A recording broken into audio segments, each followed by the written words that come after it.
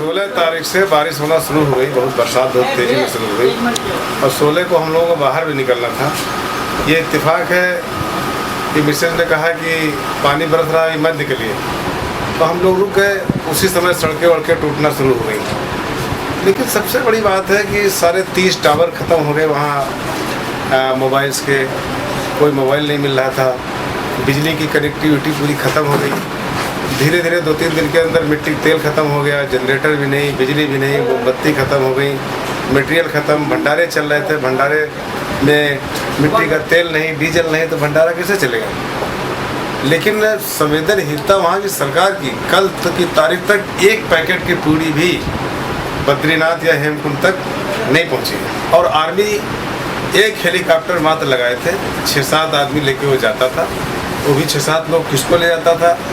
हम लोगों ने कहा कि भाई कुछ सिस्टम बनाइए, लोग रात में 3 बजे से लाइन में लग रहे हैं। सबसे ख़राब व्यवस्था जो वहाँ पे की गई आर्मी के द्वारा, एक फैमिली है, फैमिली में जो सबसे छोटी बच्ची है उसको हेलीकॉप्टर में भेज दिया, बाकी लोग यहाँ पड़े हैं, उसको भेज दिया जोशीमठ में। ये बड़ी ख़राब व्यवस्था। कहने लगे हम सारी व्यवस्था देख लेंगे। आधा परिवार जोशीमठ पड़ा हुआ है, आधा परिवार देहरादून पड़ा हुआ है, आधा परिवार बद्रीनाथ पड़ा हुआ है, कुछ बीच में फंसे हुए हैं। ऐसी स्थितियों का निर्माण कर दिया और कल की तारीख तक प्रशासन की कोई भी व्यवस्था वहाँ पे सुचारू रूप से सही नहीं थी। 5-6 महीने तक तो ये सड़कें ठीक होनी नहीं है। मेरी खुद की गाड़ी वहाँ फंसी हुई है, पैदल व्यक्ति वहाँ नहीं निकल सकते हैं। तो जब पैदल व्यक्ति नहीं आ सकता है, 2 भाई पैदल गए थे, दोनों बेचारे गिर गए अलकनंदा जी में। तो जब पैदल नहीं जा सकते हैं तो वहाँ पर हेलीकॉप्टर के द्वारा या कहीं किसी व्यवस्था के द्वारा ऐसी व्यवस्था बने कि खाने पीने की व्यवस्था वहाँ पे ठीक से पहुँचे। लोग ठंड से मर रहे हैं। बद्रीनाथ के अंदर 4-5 बसों के अंदर 8-8, 6-6, 7-7 आदमी मरे, डेड बॉडी वहाँ पर पड़ी रही। हम लोगों ने, थाने वाले बेबस, हम लोगों ने कहा भाई इनको तो निकालो हेलीकॉप्टर से, इनके घर तो पहुँचाओ। और जब हम लोगों ने बहुत ज़्यादा वहाँ पर प्रशासन खिलाफ नारेबाजी किया तो उन बॉडियों को निकाला गया। 4 दिन बाद उनका दाह संस्कार वहीं कर दिया गया, उनके घर नहीं पहुंचाया गया। इतनी संवेदनशीलता कहीं पे नहीं हुई। तो ये सारी बातें हैं, इसको प्रशासन को लेना चाहिए। इससे दैविक आपदा हुई है, राष्ट्रीय आपदा इसको कहा जाएगा। वहाँ पे एज सच पानी बहुत बरस रहा था, जिस कारण कोई भी रास्ते नहीं खुले थे और हम लोग वहाँ से निकल नहीं पा रहे थे। मेन सबसे बड़ी प्रॉब्लम थी कि वहाँ ATM नहीं चल रहे थे, कोई नेटवर्क नहीं काम कर रहा था, हम लोग अपने घर वालों से कोई कॉन्टेक्ट नहीं कर पा रहे थे।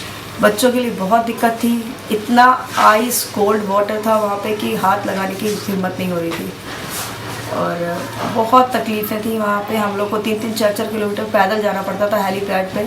सुबह से हम लोग 3-3:30 बजे से बैठे और शाम को 7-7 बजे तक बैठे रहते थे और उसमें हमारे बच्चे भूखे प्यासे, तो बहुत ज़्यादा प्रॉब्लम लोग ने कर रखा था और हम लोग के लिए कोई भी एडमिनिस्ट्रेशन की तरफ से कोई व्यवस्था नहीं थी।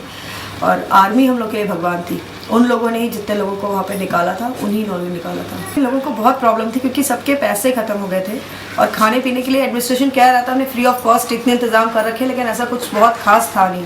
लोग एक कप चाय के लिए तरस रहे थे वहाँ। ईश्वर का ने ये संदेश दिया है, उसको ठीक नहीं लग रहा, वो चाहता है एकांत में रहना। वो कह रहा है कि आप इतनी मात्रा में यहाँ आना बंद कीजिए, इसकी कोई आवश्यकता नहीं है। इतनी मात्रा में आप किस वजह क्यों आते हैं, इससे कोई भक्ति पूजा नहीं होती है, इससे आप मुझे परेशान करते हैं। तो उसने शक्ति प्रदर्शन कर दिया, 2-3 साल की फुर्सत कर दी। वो जो वहाँ के जो थे आपके महंत जी, मुख्य महंत, वो भी मूर्ति छोड़ के भाग आए। आपने कभी सुना है कि अगर कोई जहाज़ डूबता हो तो कैप्टन छोड़ के भागता है? कैप्टन नहीं जाता है।